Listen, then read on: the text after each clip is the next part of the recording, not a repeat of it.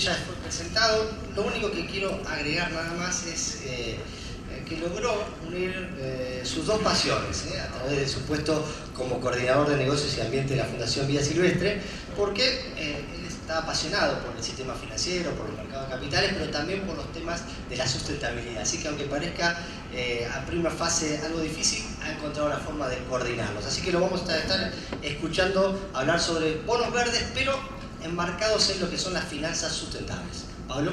Bueno, muchas gracias.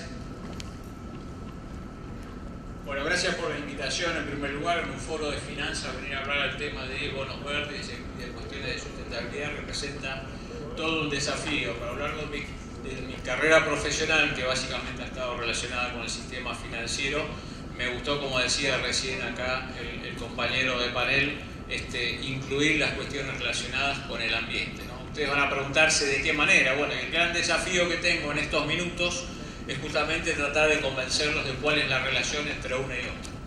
La agenda básicamente es presentar de qué se trata Vida Silvestre y el oso panda, que es WWF, hablar un poco de la situación ambiental para darle un marco, porque si no me parece que el tema puede estar un poco descolgado, hablar de algunas tendencias a nivel del comercio internacional y qué está pasando con lo que llamamos certificaciones de sustentabilidad.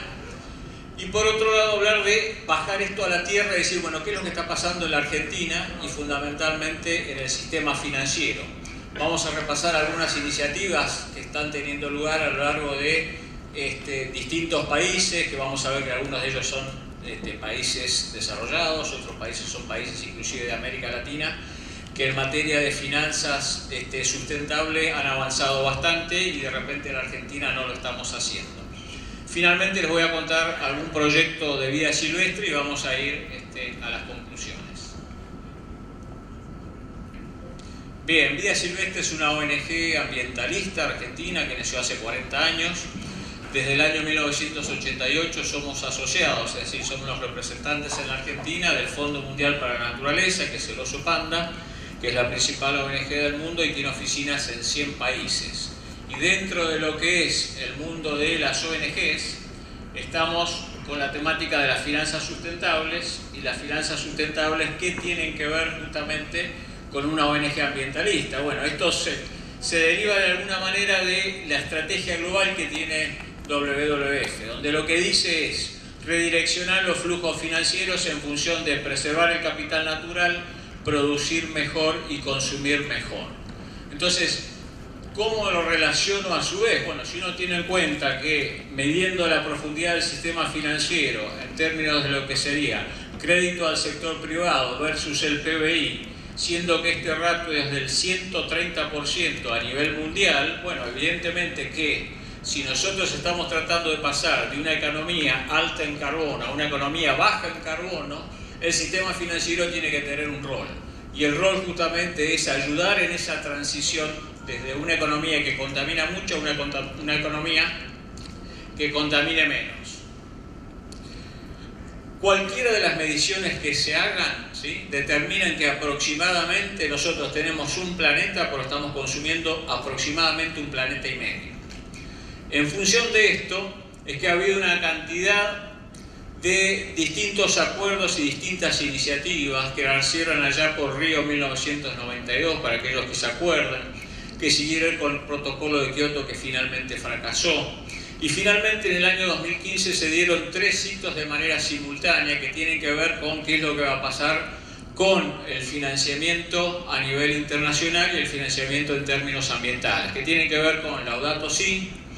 Yo les confieso que no leí todo Laudato Si, que es bastante largo, por si les puedo comentar que resulta por lo menos sorpresivo escuchar al Papa Francisco hablar de consumo y de producción sustentable. Lo mismo que temas como relacionados, por ejemplo, con lo que dijo esta semana, que está hablando de cómo tienen que ser las inversiones para que el agua alcance para todo el mundo y para que el agua no esté contaminada. Posteriormente, en el mes de septiembre aparecieron los ODS, que reemplazaron a los famosos ODM. Esto tiene que ver con cuál es la meta del mundo al año 2030, no solamente en términos ambientales, sino también en términos sociales. Y finalmente el famoso Acuerdo de París, que se firmó el 12 de diciembre, ¿sí? Y el 12 de diciembre básicamente lo que se dijo, no no me estaría acompañando. Lo que se dijo, el acuerdo que se selló el 12 de diciembre del año 2015 es el siguiente. Cada uno de los países del mundo, y acá hay solamente 2 países que quedaron afuera, se van a comprometer a hacer ciertas contribuciones, es decir, una cantidad de medidas que lleven a que vaya disminuyendo paulatinamente la contaminación, de manera tal que el objetivo de largo plazo es que el calentamiento global esté por debajo o hasta 2 grados centígrados comparado con los niveles preindustriales, tendiendo a 1,5 grados centígrados. Para eso, como les decía, las contribuciones, que se llaman NDCs en inglés, son los aportes que realiza cada uno de los países. Y así como lo hicieron el resto de los países, Argentina también lo hizo. Ahora bien, ¿por qué aparece la palabra financiamiento en este caso? Justamente porque cada uno de los países, cuando hace su compromiso, los clasifica en 2. Una de esa clasificación tiene que ver con las contribuciones incondicionales, es decir, aquellas contribuciones que sí o sí va a hacer el país. Las otras, que son las condicionales, están relacionadas con 3 criterios, o están sujetos a 3 cuestiones. Una es a que los países en desarrollo reciban capacitación relacionada con mecanismos limpios. La segunda es que reciban transferencia tecnológica, y la tercera es que reciban financiación de los países desarrollados, de modo de poder llevar esta transición hacia una economía baja carbono. Ahora, la mala noticia de todo esto es que ustedes lo que ven en rojo ahí, los que ven en ese verde claro, son aquellos países que han hecho esas contribuciones, pero que en realidad no alcanzan. ¿Por qué no alcanzan? Bueno, no alcanzan porque el conjunto de esas contribuciones presentadas en París están por encima del límite que se había empezado. ¿Qué quiere decir? Quiere decir que aún con las contribuciones y el gran esfuerzo que está haciendo París, estamos contaminando más de lo que debiéramos. ¿Cuál es el compromiso de financiamiento? Y acá empieza a ver la relación entre lo que es la cuestión climática y la cuestión de las finanzas. Que el compromiso de los países desarrollados es de 100.000 millones de dólares por año para los países en desarrollo en términos de cuestiones relacionadas con las finanzas.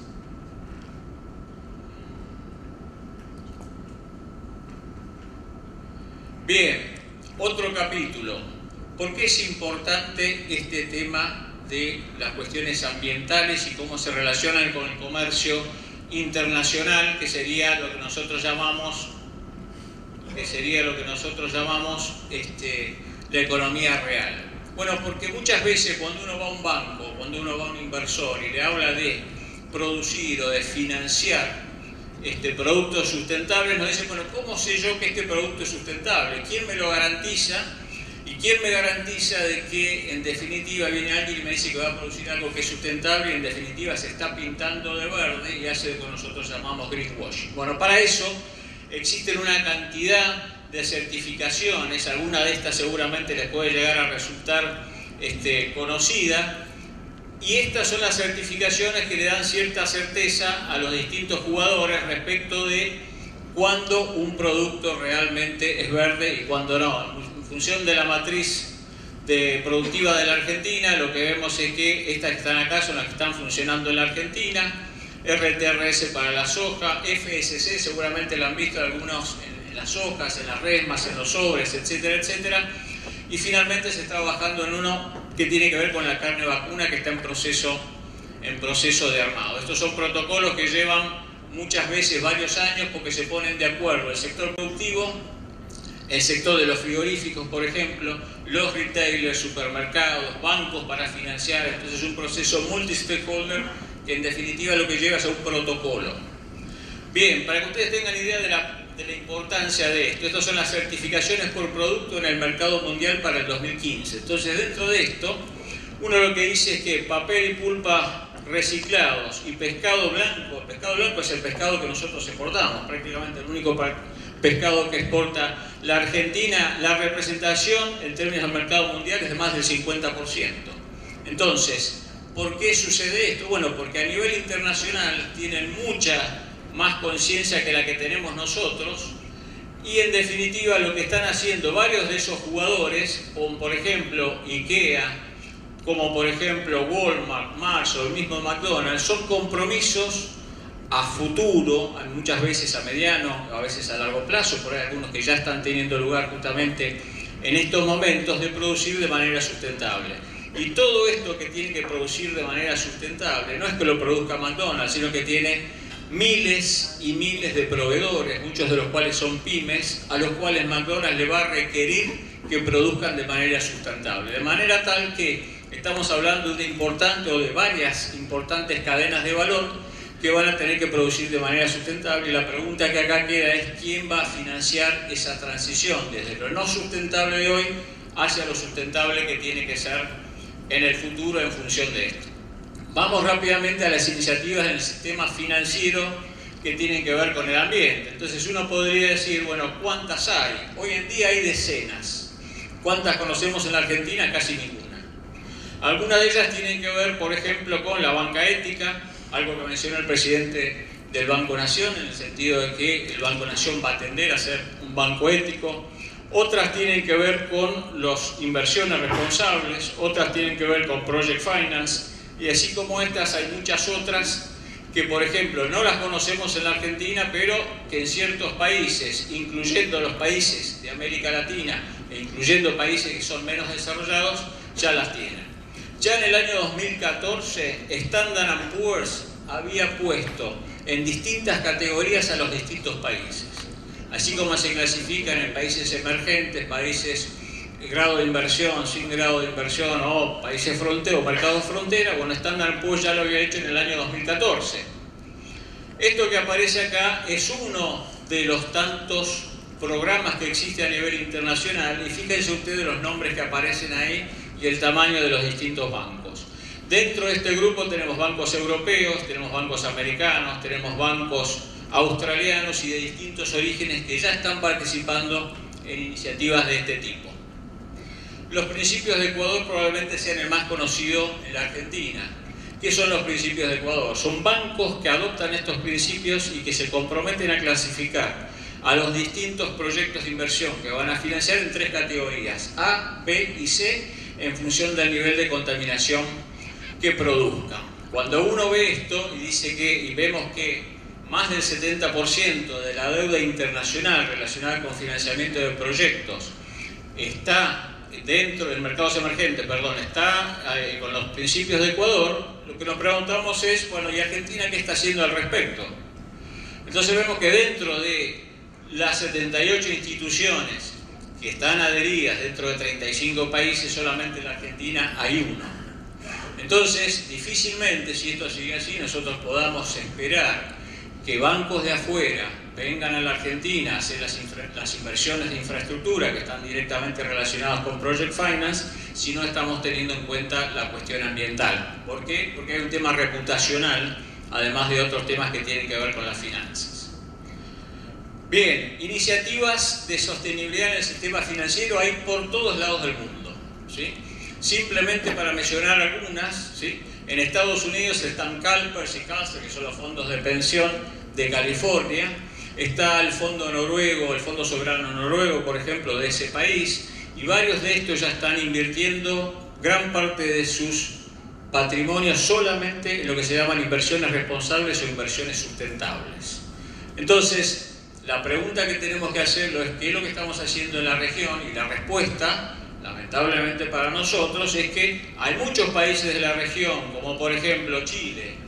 Chile ya tiene un índice de sustentabilidad que fue armado en base al índice de sustentabilidad Dow Jones, ¿sí?, de Estados Unidos.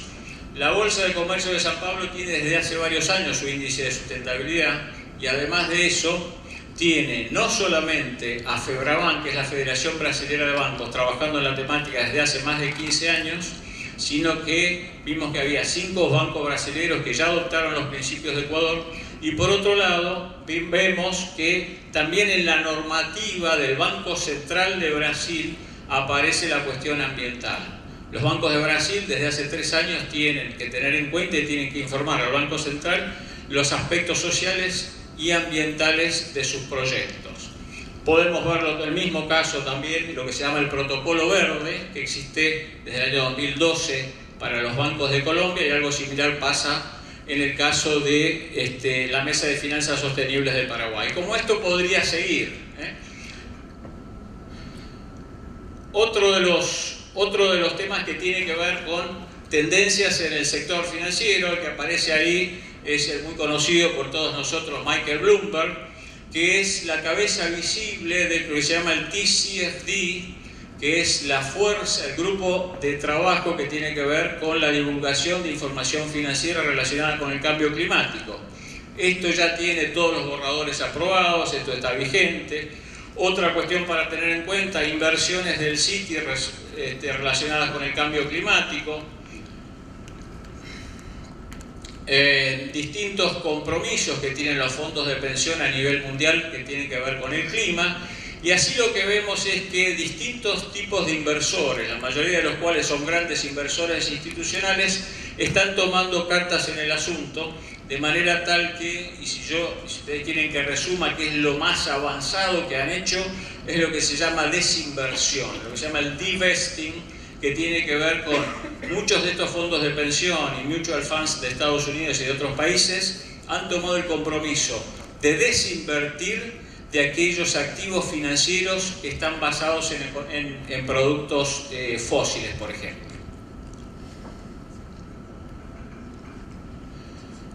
Los bonos verdes, ¿no? Por ahí la estrella, ¿sí?, del financiamiento climático. Este gráfico abarca los últimos 5 años, pero el primer bono verde se emitió en el año 2006. Si yo sumo todos los bonos verdes emitidos desde el 2006 hasta el 2013, igualan lo emitido solamente en el año 2014. Con un pequeño respiro en el 2014 y el 2015, el incremento entre el 2015 y el 2016 fue del 100%, es decir, se duplicó la cantidad de bonos que se emitieron en el mercado internacional, bonos verdes. Y si comparo el primer semestre del año 2017 con el primer semestre del año 2016, el incremento fue del 60%. Entonces, lo que vemos acá a nivel de tendencia justamente es que se confirma esta cuestión de fondos que van orientados hacia el clima. Esto lo que nos dice, nos da una radiografía del año 2016, este gráfico donde nos dice que de los bonos verdes que se emitieron, el 38% fueron a energía, la mayoría de ellos a energías renovables y eficiencia energética, y el resto a transporte, construcción y agua. Cuando vemos cuál ha sido la evolución por tipo de emisor, lo que vemos es que los principales que emiten este tipo de emisores que emiten este tipo de bonos básicamente son el IFC, el Banco Mundial, el IIC, la CAF, etcétera, etcétera. Es decir, organismos multilaterales de crédito u organismos bilaterales de crédito. Después le siguieron básicamente los países europeos, y Latinoamérica es uno de los que arranca, digamos, de manera más tardía, pero que está haciendo una especie de catch-up a través de algunas emisiones que se están haciendo fundamentalmente en México, Brasil y Colombia.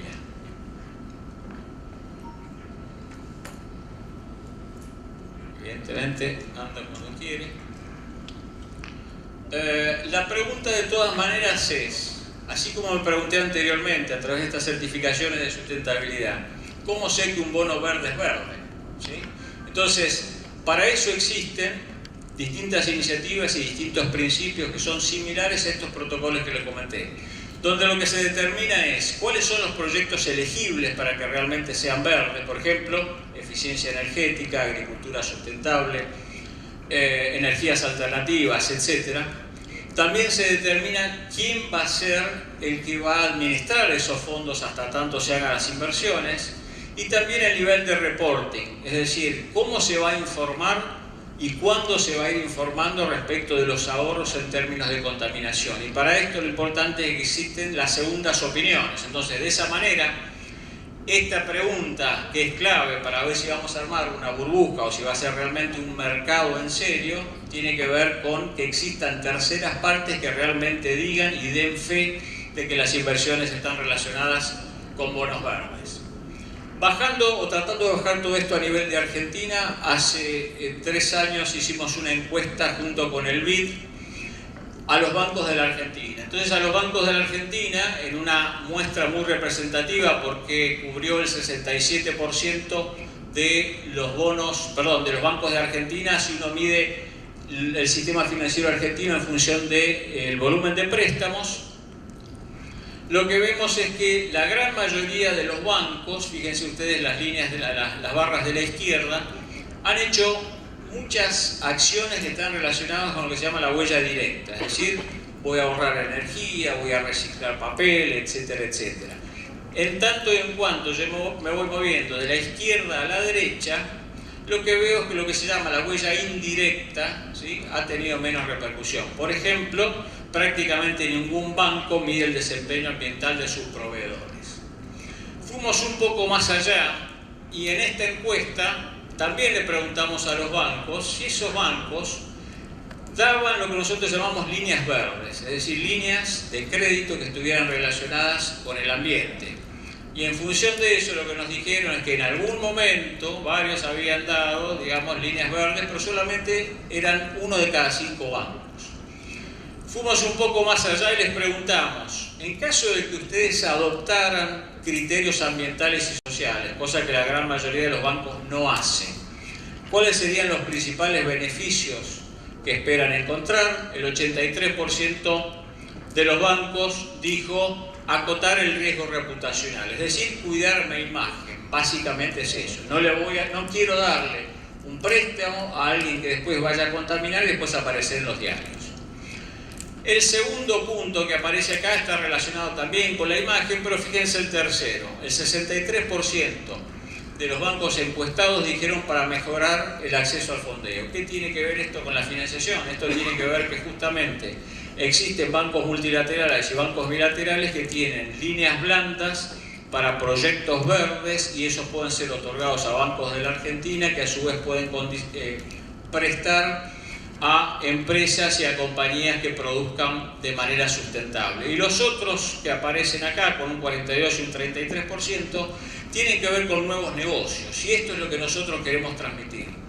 Las líneas verdes, los bonos verdes, etcétera, etcétera, no tienen que ver o no necesariamente tienen que ver con filantropía. Detrás de esto hay un negocio y hay un negocio que está relacionado, por ejemplo, con muchas exportaciones que hoy se hacen desde la Argentina, pero que en tanto y en cuanto esos productores, esos exportadores no consigan ciertas certificaciones ambientales, no van a poder seguir exportando en el mediano y largo plazo a determinados países. Entonces, es una cuestión de quiero seguir estando en el mercado internacional o el tema es me van a dejar seguir estando en el mercado internacional. Y para eso, ¿sí?, alguien tiene que financiar, insisto, esta transición.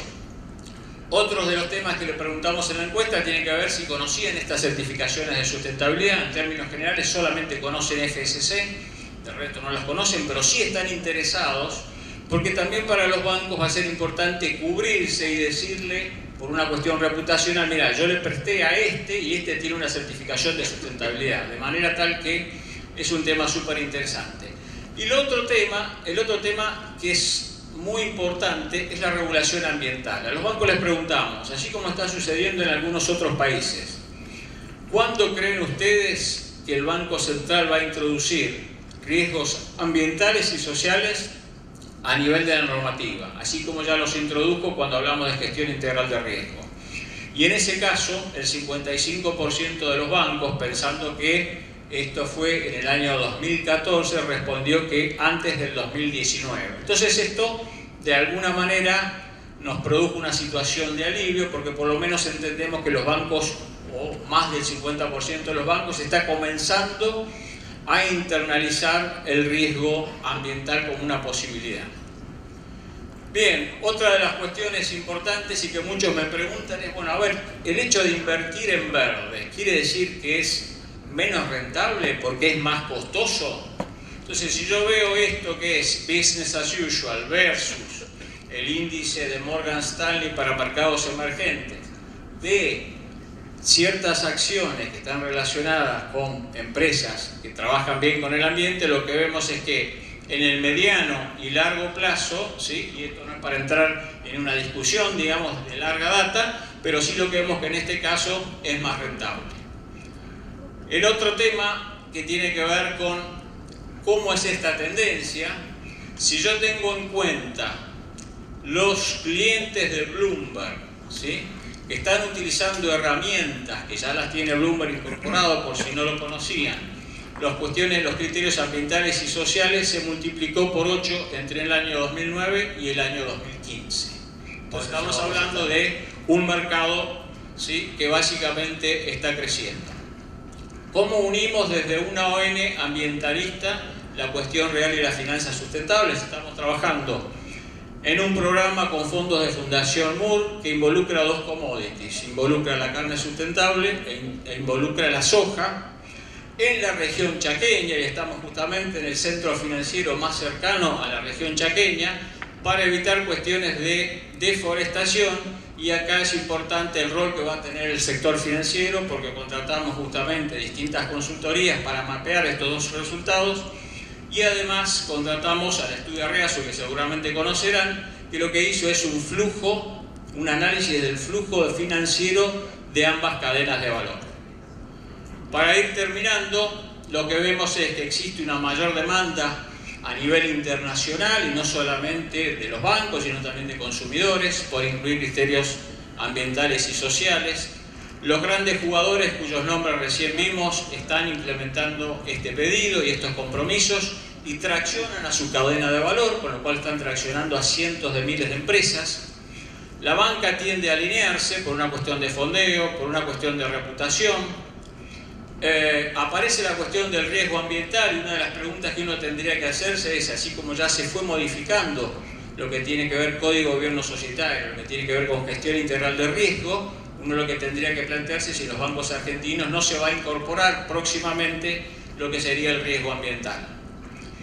Y finalmente aparece el tema de los bonos verdes que estuvimos viendo. A pesar del gran crecimiento que les comenté, la mala noticia, digamos entre comillas, es que en definitiva el mercado de los bonos verdes hoy en día, a pesar del incremento que ha tenido, representa solamente el 1% del mercado mundial de bonos, ¿sí?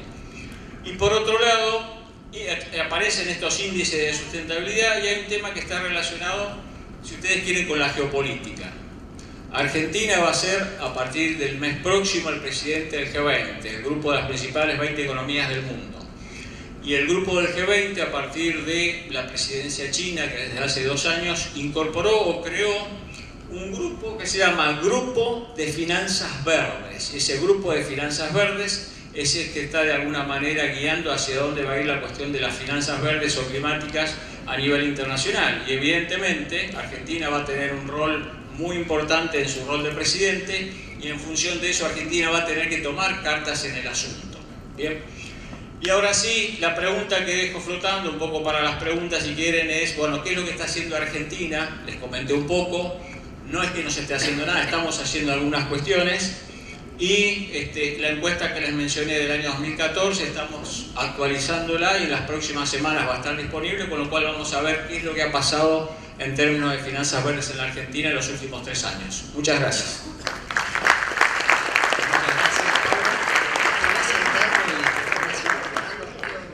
La pregunta viene después, pero ¿cuál es la única entidad financiera argentina que está certificada? ¿El principio de Ecuador? Sí, el principio de Ecuador. ¿Cuál es la única entidad? El Banco de Galicia es la única entidad argentina. Bueno, vamos ahora. ¿El micrófono de Estefanía? Bien, después las preguntas, pero esta me había quedado picando. Bueno, Estefanía ya fue presentada anteriormente. Vamos a escucharla ahora y hablar sobre los seguros de retiro, no solo como una forma de cobertura de ingresos extras para el momento de jubilarnos, sino también como una alternativa de inversión. Bueno, gracias. Primero agradecer a Rosario Finanzas por este espacio. No sé si todos conocemos lo que es seguro de retiro. Nosotros venimos a ampliar un poquito sobre estos conceptos. Nuestra idea es participar de estos eventos y que la gente empiece a conocer un poco lo que son nuestros productos y en general el beneficio que tiene contar hoy en día con un seguro de retiro.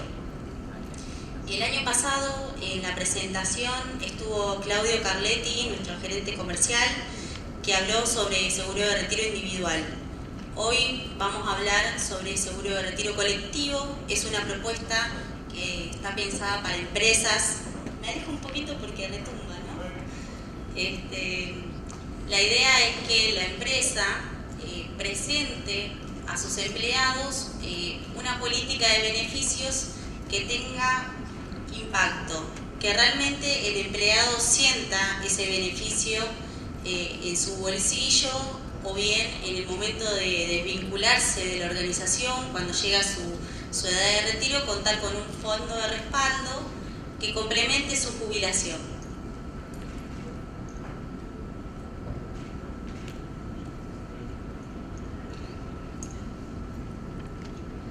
Ahí está.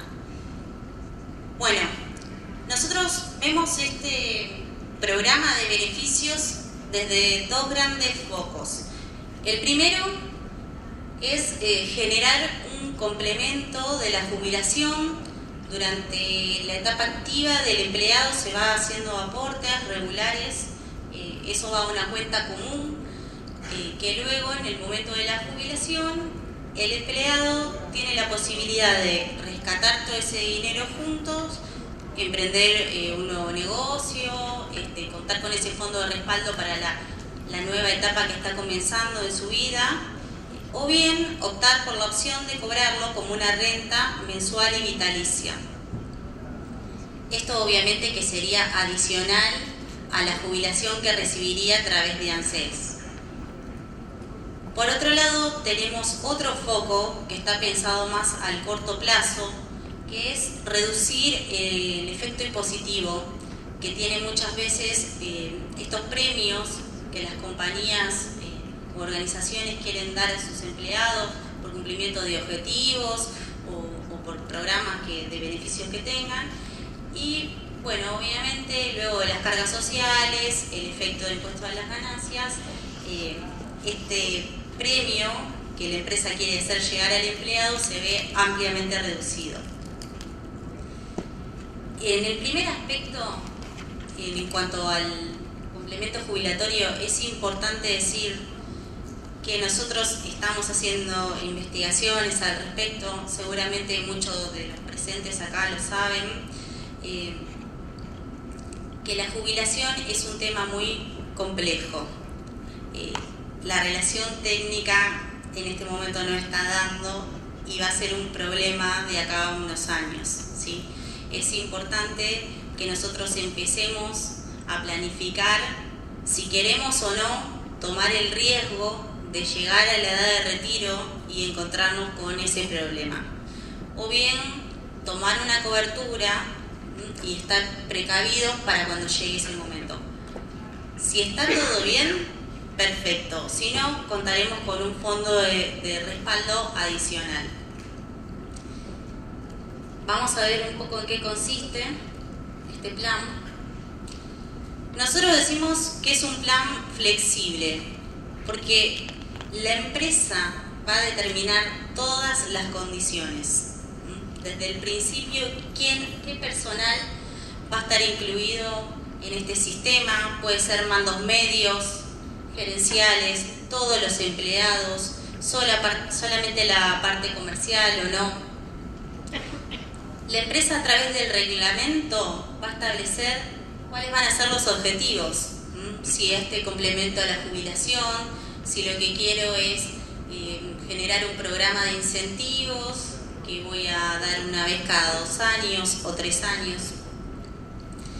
Y la periodicidad de los aportes que se va acumulando en estas cuentas también lo va a decidir la empresa. Generalmente nosotros aconsejamos que sea aportes periódicos, mensuales, bimestrales, para que vaya generando el volumen en ese fondo. En cuanto a los participantes, el tomador de la póliza va a ser la organización, la empresa, ¿sí?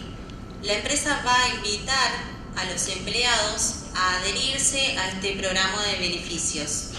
El empleado va a tener la opción de adherir o no, no va a ser obligatorio. Generalmente la empresa se compromete a este tipo de beneficios cuando por otra parte también el empleado se compromete a hacer aportes a través de su sueldo, por ejemplo, en este tipo de cuentas que son colectivas. El asegurado a su vez va a determinar a un beneficiario. porque todos los fondos que estén en su cuenta individual, si a él le llega a ocurrir algo, fallecimiento, invalidez, opera como un seguro de vida. El beneficiario va a cobrar esos fondos, así como esté designado en la póliza. Bien. Hablando un poco de San Cristóbal, acá tenemos los fondos que actualmente administramos, 2.800 millones. Obviamente que este fondo está diversificado en diferentes instrumentos de inversión en el mercado financiero y también inmobiliario. Actualmente el perfil de la cartera es moderado conservador, y además tiene algunos beneficios adicionales, como por ejemplo que tiene el 100% de garantía de capital sobre los fondos que se aportan, tasa de rendimiento mínima garantizada por ley. Esto lo garantiza el organismo de Contralor, que es la Superintendencia de Seguros de la Nación. Los fondos son inembargables, no hay manera de que esos fondos sean puestos en juicio o en observación. Tasa superior a los medios tradicionales de ahorro, nos referimos a que como mínimo la tasa es la tasa de un plazo fijo, ¿no? Es la tasa Badlar, el promedio de los últimos 3 meses, esa es la tasa que garantiza Superintendencia, y por lo tanto sabemos que los fondos que estamos colocando acá tienen un rendimiento como mínimo de un plazo fijo. En los últimos años tuvimos una brecha bastante importante, como por ejemplo en el último ejercicio un 34% en pesos y 7,86 en dólares.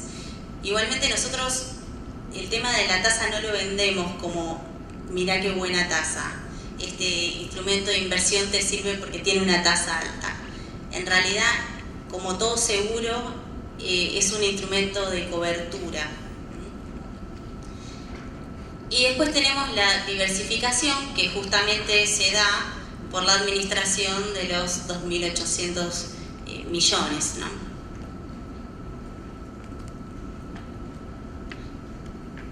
Ahí está. No se ve mucho. Bueno, este es un ejemplo de cómo quedaría un programa de incentivos. El primer ejemplo es si se paga a través de recibo de sueldo, ¿cuál es el impacto que tiene en el empleado y en la empresa este bono de 100.000 pesos? Esto es un ejemplo simplemente, ¿no? La primera etapa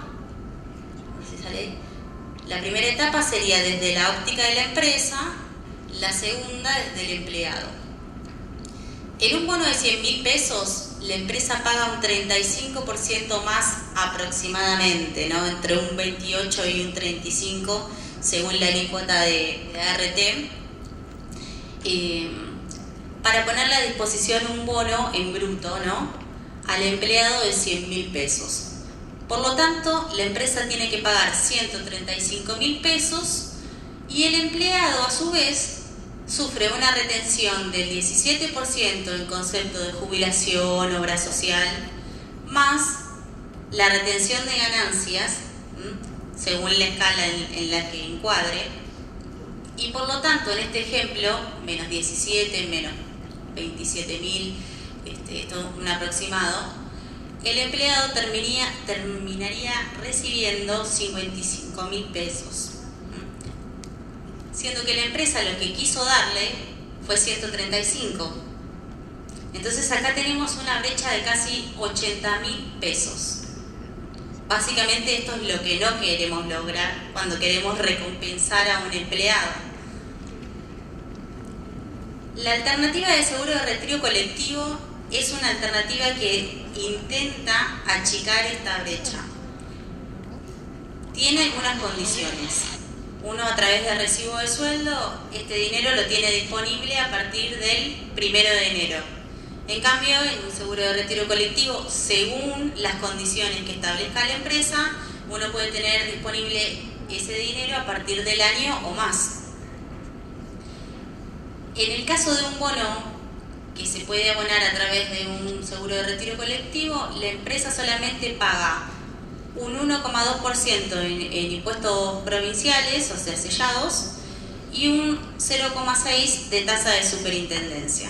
Por lo tanto, solamente tendría 1.800 pesos más sobre el valor del premio que quiere darle al empleado.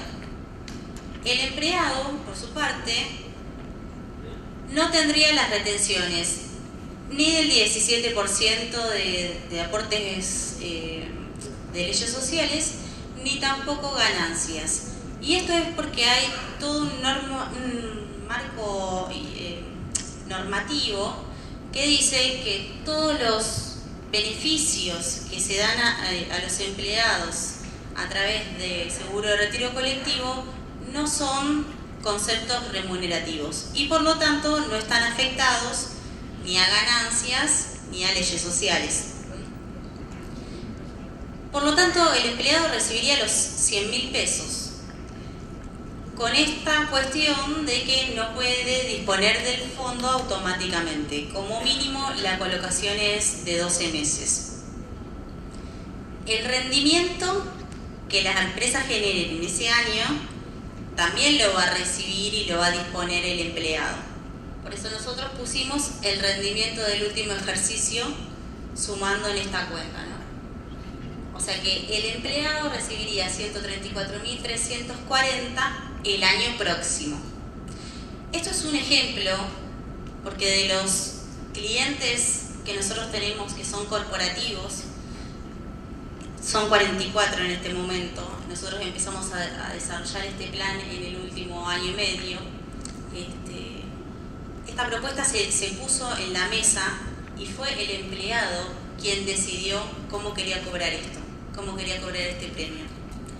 Podés cobrarlo a través de recibo de sueldo, hacemos un programa a través de un seguro de retiro colectivo, lo decidís vos. Y la verdad que la mayoría escogió esta opción, ¿no? De esta manera el empleado se llevaría un 241% más del doble, ¿no es cierto?, que con la primera alternativa. Obviamente que esto está pensado para mandos medios y gerenciales porque si uno está esperando un bono de 100.000 pesos porque tiene que ir de viaje, cambiar el auto o pintar la casa, uno necesita lamentablemente disponer del dinero hoy. Pero para aquel que este problema ya lo tiene resuelto, realmente entre el ahorro impositivo y el rendimiento de la colocación termina siendo un número gigante.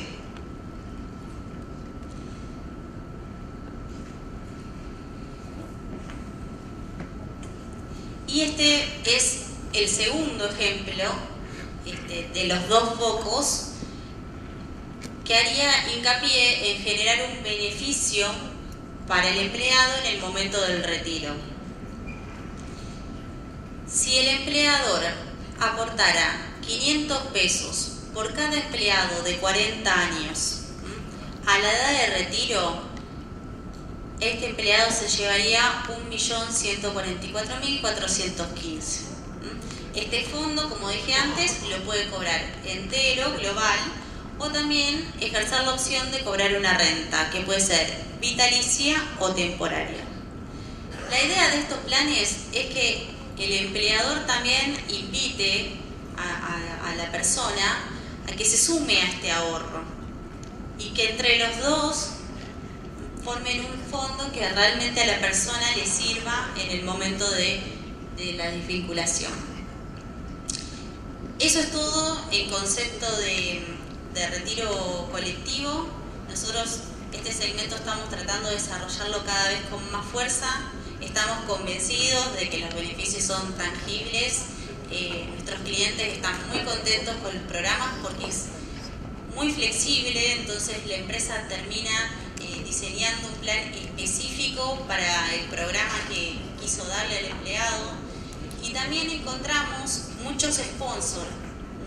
Veo mucha gente joven, así que esta es una propuesta muy novedosa para presentar en una mesa donde luego se puede hacer un desarrollo. Es un beneficio que al final de cuentas termina afectando a toda la organización y realmente vale la pena generar estas propuestas para empezar a ver si podemos lograr beneficios que realmente impacten en nuestro bolsillo, ¿no? Gracias.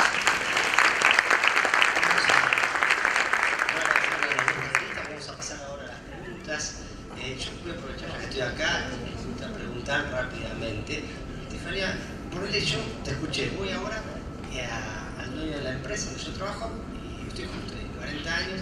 ¿Con qué lo convenzo de que a él le conviene meterse, más allá de las cuestiones de valorar el recurso humano, etcétera, en términos de plata? Ahí viene el 35% de que se ahorra en carga social de los bonos, pero hay algo más que yo le puedo decir, che, mirá, te ahorras esto, ganas esto, y eso es para cuando se pagan bonos. Y si en la empresa por ahí no están acostumbrados a pagar muy buenos bonos, si tengo algún otro elemento como para engancharlo, alguna otra ventaja que él pueda ver en términos de plata para convencerlo.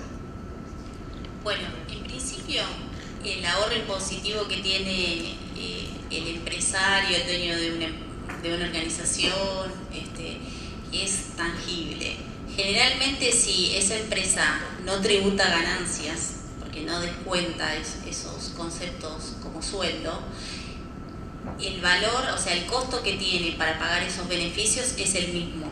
El impacto lo siente solamente el empleado, que de 55 se lleva a 134. Es difícil, digamos, poder explicarle a una mesa, sobre todo si son varias personas o varios empresarios, que el empleado realmente siente este impacto y que lo valora. Porque, bueno, recursos humanos muchas veces estas cuestiones, cuando no son, digamos, presentadas puntualmente, no es una cuestión de análisis diario. Sí o sí necesita un sponsor, por eso nosotros decimos, es importante que en estos foros, donde hay gente especialista en finanzas que se dedica, que es apasionada por estos temas, fomenten este tipo de instrumentos que al final de cuentas nos benefician a todos. Y aprovecho también, ¿son en pesos? Colectivo sí.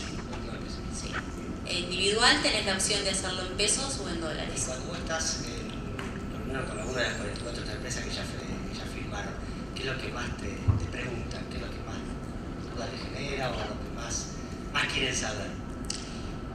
Sobre todo la disponibilidad del dinero.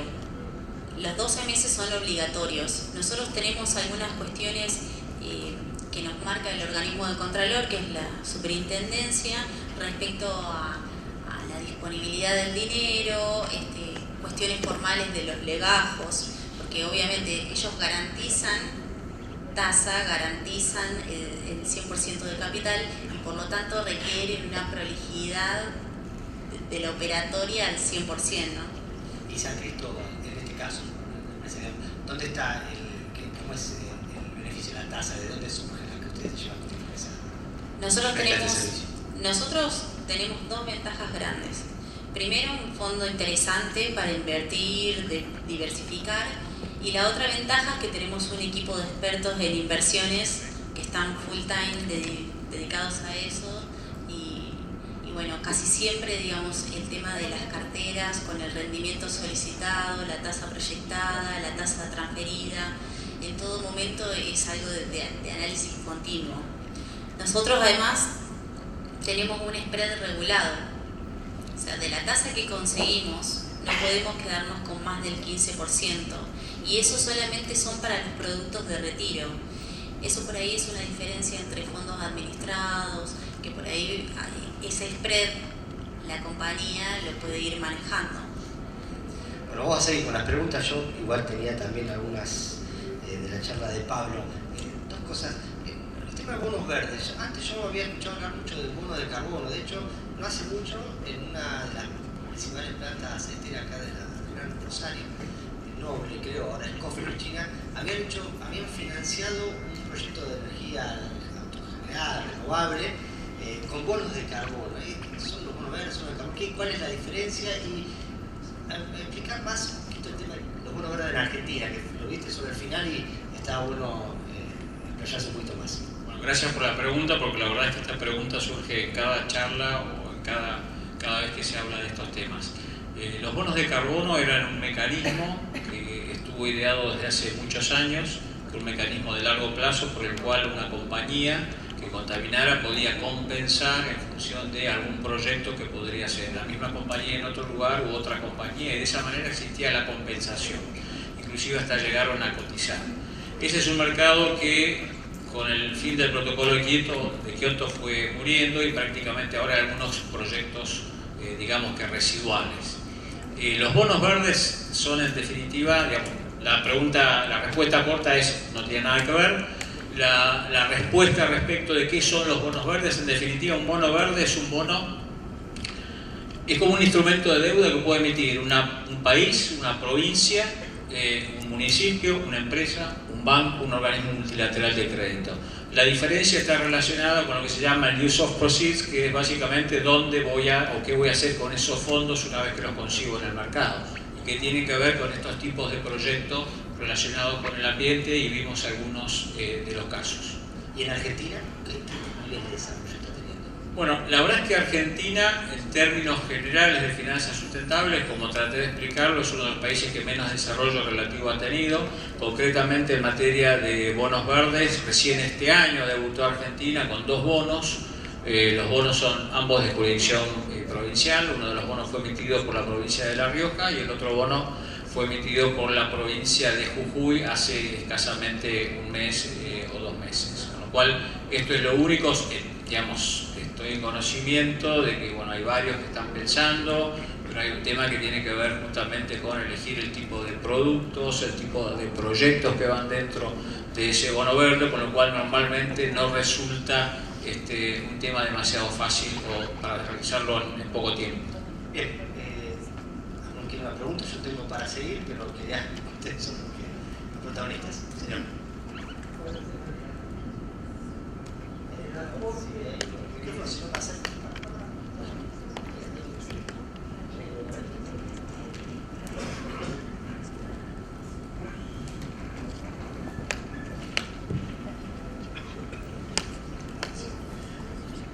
Como empleador, el aporte que yo podría hacer para un bono, para un fondo de retiro, ¿es deducible para mí para ganancias?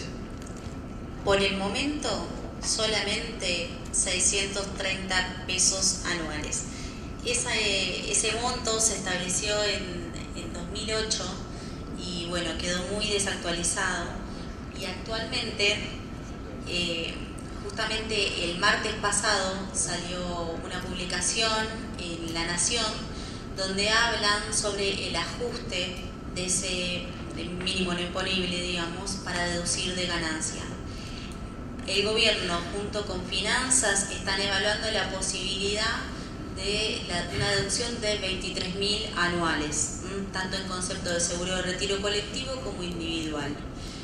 Esto sería como una deducción más, ¿no? En cuanto a la persona, como si fuese un alquiler; en cuanto a empresa, como sueldo. La idea justamente es que esta iniciativa, este incentivo impositivo, se lleve adelante con rapidez, porque al gobierno también le interesa que se genere un mercado financiero a largo plazo que después fondee préstamos, digamos, a personas o empresas que también sean a largo plazo, ¿sí?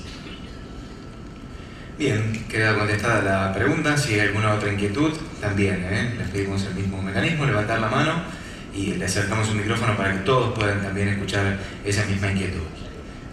Aquí la señora. Si quiere, señora, también identificarse y contarnos desde dónde nos visita para ir también conociéndonos un poco más. ¿Qué tal? Buenas tardes. Roxana Gaya, de Rosario. Como empleadora te pregunto también cuáles son, así como ítems, las ventajas para el empleador para pasarse a un seguro de retiro. Bueno, en principio, lo de generar este beneficio para el empleado es un impacto mayor en su bolsillo. Y visto desde la óptica de la empresa, no sé qué condición impositiva tiene tu organización.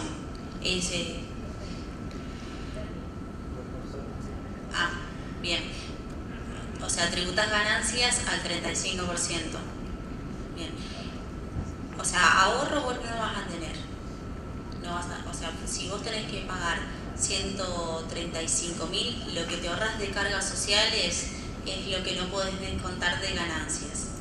Ese beneficio lo tienen aquellas entidades que tienen una alícuota reducida de ganancias o que directamente no tributan el impuesto. Pero tu empleado sí va a sentir el impacto.